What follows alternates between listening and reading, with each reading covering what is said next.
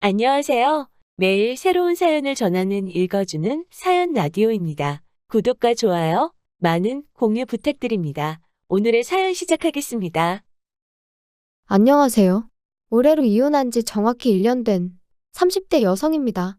그리고 제가 오늘 이렇게 제 사연을 이야기하러 오게 된 건 바로 제 전 남편 때문이에요. 1년이나 지난 마당에 지난 일은 들춰서 뭐 하냐는 분도 계실 텐데. 맞아요. 사실 처음엔 저도 아닌 게 아니라 그렇게 생각했었거든요. 그런데 얼마 전 인터넷으로 심리학에 관한 여러 가지 이야기를 듣다 보니까 누군가 그러대요.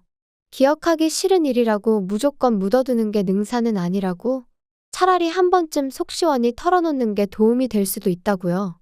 그래서 저도 이번이 처음이자 마지막이란 생각으로 제 이야기를 한번 해보려고 합니다. 우연이라도 두 번 다시 마주치기 싫은 인간이지만 일단은 편의상 남편이라 칭할게요. 떡줄 사람은 생각도 안 하는데 김칫국부터 마신다는 속담 다들 들어보셨죠? 제 남편이 딱 그런 사람이었습니다. 물론 처음엔 그런 사람인지 전혀 몰랐죠. 일단 남편하고는 선배의 소개로 만났는데 솔직히 내키는 자리는 아니었어요. 그도 그럴 것이 소개를 해준다는 선배가 남편을 얼마나 대단한 사람 마냥 묘사를 했거든요. 나이가 32인데 대표 소리를 듣는다. 직원이 10몇 명이다. 자수성가의 전형이다. 사람이 딱 보면 뭐 카리스마가 있고 어쩌고. 저로서는 좀 황당했어요. 막말로 제가 먼저 해달라고 한 소개팅도 아닌데 왜 이렇게 부담을 주나 싶어서 말이죠. 그런데 문제는 그 선배하고 제 관계가 까놓고 말해서 그렇게 동등한 상황이 아니었습니다. 선후배 사이인 동시에 저랑 업계도 같다 보니 한마디로 얼굴 붉혀 좋을 일이 없었달까요? 그래서 말 그대로 울며 겨자 먹기로 나갔던 자리였는데 남편이 어찌나 적극적으로 들이대던지 소개받고 얼마 지나지 않아 본격적으로 연애까지 하게 되었어요. 사귄 지 1년하고 2달째 되던 때 정식으로 프로포즈도 받았고요. 하지만 프로포즈를 받고 시댁에 처음 인사를 드리러 갔던 날 저는 생각지도 못한 상황을 맞닥뜨렸습니다. 그건 바로 시부모님의 반대였지요. 시부모님께선 사업하는 남편의 짝으로 아나운서나 교사 같은 직업을 가진 며느리를 드리고 싶었다며 제 면전에 대고 말씀하셨고, 그런 당신들의 기준에 저는 너무나 어긋나 있다셨어요. 그리고 그 당시 저는 저와 남편을 소개해준 선배가 번번이 남편은 올려치고 저는 내려치는데 말 그대로 이골이 나 있었거든요. 그래서 그렇게 마음에 안 드신다 하니 유감이다. 저도 이런 소리까지 들어가며 결혼하고 싶지는 않다 하고 먼저 자리에서 일어났네요. 남편에게도 시부모님이 결혼도 하기 전에 벌써부터 나한테 이렇게 막 나오시는데 당신은 말 한마디 못하고 있는 걸 보니 앞날이 깜깜해서 이 결혼은 못하겠다 했고요. 그런데 그 일이 있고 며칠 뒤 남편이 울면서 저희 집 앞에 찾아왔어요. 생각하면 생각할수록 자기가 너무 한심했다면서 이미 지나간 일을 어떻게 되돌리진 못하겠지만 자기랑 결혼만 해준다면 절대로 두 번 다시는 이런 일로 제 눈에 눈물 나게 하는 일은 없을 거라면서 말이죠. 그리고 저는 사실 남편과 연락 없이 떨어져 있는 그 며칠 동안 나름대로 마음 정리를 하고 있었거든요. 그런데 막상 앞에서 눈물 콧물 흘려가며 우는 남편을 보니까 도무지 매정하게 뿌리칠 수가 없대요. 그래서 결국 남편만 믿고 처음 계획대로 결혼을 밀어붙이게 되었습니다. 청첩장이 나오고 결혼식까지는 고작 2주밖에 남지 않은 시점까지도 시부모님께서는 가타부타 어떠한 말씀도 없으셨어요. 처음부터 당신들은 제가 싫다고 했는데 제가 기어이 며느리가 되겠다고 하니 어쩌겠냐고, 그러면서 당신들이 결혼식에 참석하는 것만으로도 감사한 줄 알라고 하신 게 다였지요. 그리고 저희 친정어머니는 이렇게까지 홀대를 받으면서도 기어이 이 결혼을 해야겠냐 하셨지만 그때 저는 한심하게도 남편만큼은 확실한 제 편이라고 믿었거든요. 그래서 친정어머니께 우리가 잘 사는 모습을 보여드리면 언젠가 시부모님도 마음의 문을 열어주실 거라 했어요. 그리고 남편도 친정어머니께 자기 부모님 두 분 다 말씀만 저렇게 하시지 원래 마음 따뜻하시고 속정 깊은 분들이라며 자기만 믿어달라, 실망시키지 않겠다 하대요. 그러니까 저희 친정어머니도 더는 반대도 못하시고 그렇게 저희 결혼을 허락하셨지요. 남편은 버는 족족이 모든 돈을 사업에 재투자를 하고 있었다 했고, 그래서 정작 결혼에 쓸 수 있는 돈이 많이 없었어요. 오죽하면 제가 처음에 이 사실을 알았을 때 상황이 이런데 왜 나한테 프로포즈를 한 거냐고 어이가 없어서 따졌다니까요. 그랬더니 남편이 한다는 말이 모든 일은 때가 있는 법이라면서. 아무튼 시댁에서는 괘씸죄라고 한 푼도 안 도와주신다지. 남편은 가진 돈이라곤 2,600만 원밖에 없지. 그래서 결국 제가 직장 생활하면서 모아두었던 8천에 친정어머니에게 1억 2천을 빌려 전세를 구했습니다. 참고로 그런 와중에 시부모님께선 아무리 당신들이 아무것도 안 해준다고 너도 안 하냐 하시길래 무슨 소린가 했는데 예단을 말씀하셨던 거더라고요. 근데 그냥 끝까지 못 알아들은 척 했어요. 솔직히 이땐 좀 아닌 게 아니라 억울한 마음이 있었거든요. 분명히 남편이 매달려서 하게 된 결혼인데 어째서 나는 계속 싫은 소리를 듣고 있는 거며 돈도 내가 몇 배로 쓰게 된 건지. 하지만 결혼식 날짜가 정말 코앞으로 다가왔는데 내가 생각 좀 해봐야겠으니 시간 좀 갖자. 그 시점에 그 소리를 할 수 있는 여자가 몇이나 되겠어요? 저도 별반 다르지 않았습니다. 지금 돌이켜 생각해보면 사람들 입방아에 오르내리는 거 그거 며칠 가지도 않았을 텐데. 한편 결혼하고 한 2년 동안은 정말 정신이 하나도 없었어요. 일단 남편은 사업으로 눈코 뜰 새 없이 바빴고 저 또한 직장에서 승진을 하면서 업무량이 배로 많아졌거든요. 게다가 남편은 매일같이 영업을 이유로 술에 취해 밤늦게 귀가하는 일이 일상이었다 보니 어느샌가 집안일마저 당연하다는 듯이 제 몫이 되어 있었죠. 그뿐인가요? 저를 며느리라고 생각 안 하신다 하실 때는 언제고 언젠가부터 명절인데 아니면 뭐 누구 생일인데 하시며 저에게 며느리 도리를 요구하기 시작하시대요? 그리고 저는 한심하게도 그때는 시부모님의 그런 연락도 그저 반갑기만 했어요. 이제는 나를 인정해 주시려나 보다고 그러니 어떻게든 야무지고 싹싹한 모습을 보여드려야겠다 생각하며 말이에요. 그러다 전세 계약을 연장하고 2달쯤 지났을 때였습니다. 남편이 저에게 할 말이 있다 하더니 이사를 가자고 하더라고요. 뜬금없이 그게 무슨 소리야? 갑자기 이사라니? 갑자기 왜 이사를 가자는 건데? 내가 돈이 좀 필요해. 회사 일에 문제가 생겼어. 문제라니? 돈은 얼마나 필요한 건데? 아니 그리고 잠깐, 지금 전세 보증금으로 회사 일을 해결하자는 거야? 안 돼, 그건 안 되지. 우리 엄마 돈이 반도 넘어. 장모님한테는 말 안 하면 되잖아. 엄마한테 거짓말을 하라는 거야? 싫어, 난 못해. 어머님 아버님한테 한번 여쭤봐. 두 분 맨날 어디 은행에 얼마 있고 저기 은행에 얼마 있고 그런 얘기 하시잖아. 그거 그냥 하는 소리지. 그 돈 내가 사업 시작할 때 진작에 다 갖다 썼어. 뭐? 그런데 왜 맨날 여기 1억 저기 1억 그런 소리를 하셨대? 넌 지금 그런 걸 따지고 싶냐? 아무튼 그러니까 이사 가자. 일단 여기 전세 보증금이 2억이지. 그러면 대충 1억 5천 하고. 우리는 어디 가서 살고? 우리는 뭐 일단 급한 대로 월세 한번 알아보지 뭐. 아무리 생각해도 안 되겠어.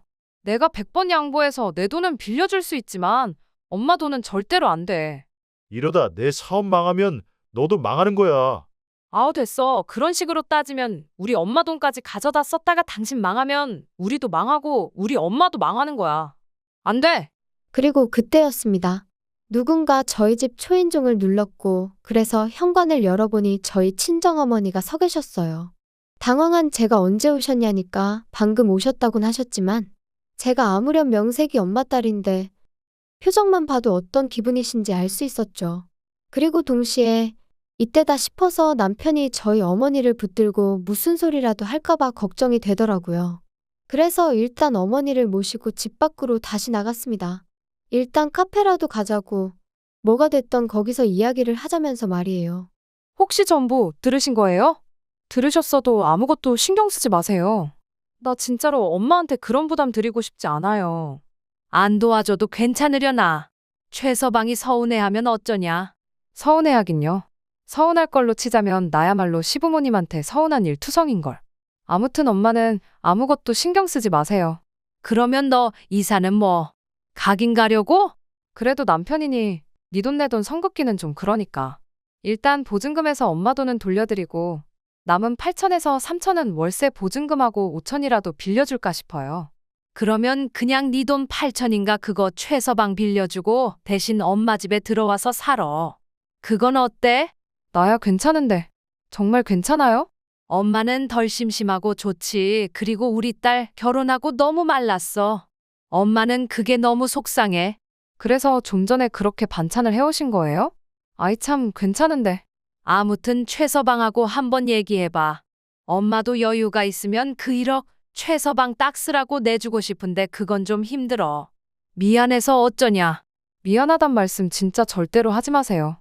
이후로 어머니랑 이런저런 이야기를 좀 더 나눈 뒤 헤어졌고, 저는 일부러 멀리 돌아서 집에 왔어요. 머릿속이 너무 복잡했는데, 집에 일찍 가면 남편이 있으니 생각을 도무지 정리할 수가 없을 것 같았거든요. 그리고 그렇게 집에 도착하니 남편이 실실 웃으며 저를 반겼습니다. 그런데 그런 남편이 너무 꼴보기가 싫더라고요. 그래서 거두절미하고 친정어머니 집에 들어가 살겠느냐 물었어요. 들어가 살게 되면 내 돈은 빌려주겠다고요. 그랬더니 남편이 그게 무슨 뜻이야? 장모님이 안 빌려주신대? 안 빌려주시는 게 아니라 엄마도 사정이 있으시니 못 빌려주시는 거야. 아니, 사위도 자식이다 하실 때는 언제고.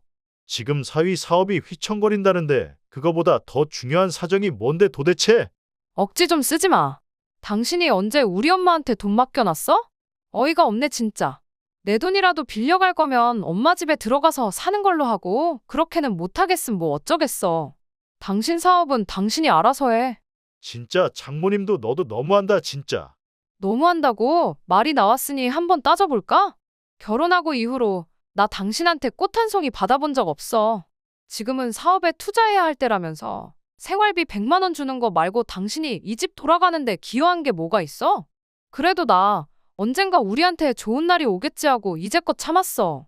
근데 이제 와서 사업이 위태로우니까 내 돈도 우리 엄마 돈도 내놓으라는 거 너무한 거 아니야? 그리고 내가 몰라서 말 안 하는 거 아니야? 그 투잔지 뭔지 그거 다 하루가 멀다 하고 마시는 술값인 거 누가 모를까 봐? 그래도 내가 사업을 해본 적이 없으니 그냥 알아서 잘하겠거니 하고 믿고 내버려뒀어. 그런데 이제 와서 뭐 하자는 건데? 남편 입장에선 아마 꽤나 당황스러웠을 거예요. 평소라면 좋은 게 좋은 거라고 그냥 참고 넘어가던 저였으니 이번에도 그럴 줄 알았을 테니까요. 하지만 이번만큼은 도무지 참을 수가 없었습니다. 그래서 남편더러 내 마음이 아예 바뀌었다고 이참에 친정에 들어가 살아야겠다 했어요. 친정어머니 돈도 돌려드리고 애시당초 당신 결혼할 때 들고 온 돈이 얼마였냐? 2,600인가 그렇지 않았냐? 나도 2,600만 내놓고 나머지는 거두겠다. 그랬더니 남편이 저더러 갑자기 왜 그러냐면서 일단 진정 좀 해라 어째라. 하지만 결론부터 얘기하자면 이런 대화가 있고 정확히 3달 뒤 남편은 사업을 정리했고 저희는 친정으로 들어갔습니다. 친정어머니는 물심양면 저희 부부를 도와주셨어요. 집에서 노는 사위였지만 제가 회사 일로 바쁘니 당신이 삼시세끼를 챙겨주시는 일이 다반사였고 게다가 저희 빨래며 청소며 하는 김에 하는 거니 신경 쓰지 말라셨죠. 그리고 남편의 수입이 또 끊어진 그 상황에서 제가 해드릴 수 있는 거라곤 한 달에 100만 원씩 드리는 게 전부였어요. 그런데 이 사실을 알게 된 남편이 노발대발 실성한 사람처럼 굴더군요. 야, 너 지금 돈 번다고 유세하는 것도 아니고 어떻게 장모님만 100만 원씩 드릴 수가 있냐? 진짜 너무한 거 아니냐? 내가 뭐 엄마 용돈 드려? 그럼 당신이 우리 엄마 도와서 집안일 좀 해. 음식도 하고 청소도 좀 하고. 그러면 되겠네. 엄마가 밥까지 차려주셨으면 최소한 설거지는 해야지. 아무튼 엄마가 우리한테 해주시는 거 생각하면 100만 원도 적어서 송구스러울 지경이니까 괜한 트집 잡지 마. 그래도 이건 경우가 아니지. 드릴 거면 우리 부모님도 드려. 그래 그럼 다음 달부터 20만 원씩 드릴게. 그러면 되지? 뭐 20만 원? 어디 거지한테 적선하냐? 진짜 사람 열받게 하네. 드릴 거면 양쪽 똑같이 드리고 안 드릴 거면 양쪽 다 드리지 말아야지. 아니 양가에서 해주시는 게 다른데 뭘 다 똑같이 하라는 거야? 그럼 우리 엄마 집에서 얹혀 살면서 밥도 얻어먹으면서 아무것도 하지 말라는 거야? 난 내가 아무리 우리 엄마 친딸이어도 당신처럼 얼굴에 철판 깔고는 못 살겠으니까. 100만 원 드리는 게 그렇게 눈꼴실이면 나가자. 나가서 어디 반지하 같은 데 구해서 우리끼리 어떻게든 살아보면 되겠네. 사실 이렇게 다툴 때만 해도 친정어머니가 집에 안 계신 줄 알았어요. 그래서 평소보다 좀 목소리가 커졌는데 이제 싸움이 길어지다 보니 친정어머니가 귀가하신 것도 알아차리지 못했던 거죠. 세희야, 그리고 최서방도 내가 정말 속상해 죽겠다. 세희야, 너 이제 엄마한테 그 돈 주지 마. 그거 나 솔직히 부담스러워서 안 받고 싶었어. 최서방도 너무 불만 갖지 말게. 세희 입장에선 어쨌든 내가 지 엄마니까 안쓰러워 그런 거 아니겠나? 그리고 둘 다 돈 때문에 자꾸 싸우게 되나 본데 나중에 나 가고 나면 이 집 너희 거야. 그러니까 너무 돈하고 살지 말어. 씁쓸한 표정으로 말씀을 마치신 어머니가 저희 방에서 나가신 뒤 저는 아까보다 더 끓어오르는 화를 참을 수가 없었어요. 하지만 만약 제가 또다시 남편과 싸운다면 저희 어머니가 얼마나 스트레스를 받으실까 싶어서 꾹 눌러 참고 남편에게 짐 싸라고 했습니다. 당장 나가서 몇 날 며칠 찜질방서 지내게 되더라도 일단은 나가자고. 더 이상 어머니한테 신세지지 말자고 했죠. 그런데 남편은 그새 또 뭘 그렇게까지 하냐면서 일단은 알겠다고 100만 원씩 계속 드리라고 하대요. 그리고 이제 와서 말이지만 저는 제가 세게 나가면 남편이 오히려 꼬리를 내릴 거란 걸 알고 있었어요. 강강약약인 사람이었으니까, 자기가 불편한 건 조금도 못 참는 사람이었으니까, 친정어머니가 제공해 주시는 이 편안한 생활을 마다할 인물이 못 되었거든요. 그리고 이후로 남편은 조금씩 달라지는 듯 했어요. 함부로 목소리를 높이는 법도 없었고 저희 어머니한테도 좀 조심하는 기색이 느껴졌지요. 그래서 어느 정도 정신을 차렸나 보다고 다행이라고 생각했는데 하루는 남편이 뜬금없는 이야기를 꺼냈습니다. 자기가 집에 있는 동안 부동산 공부를 좀 했다면서 재테크가 어쩌고 하더라고요. 무슨 재테크를 말하는 건데? 아니, 우리 부모님 사시는 그 빌라 있지? 그거 재개발할 거라나 봐. 그런데 우리 부모님은 그거 그냥 정리하고 어디 다른 데로 이사 가고 싶으시다네. 그래서 말인데 우리가 부모님 빌라를 사는 게 어때? 뭐, 어머님 아버님 사시는 집을 우리가 사자고? 그 35년 된 빌라를? 어우 됐어. 그게 무슨 재테크야. 돈 낭비지. 아니 그리고 무엇보다 돈이 어딨어서 아까부터 재테크 타령이래. 돈이 왜 없어? 이 집 팔면 되지.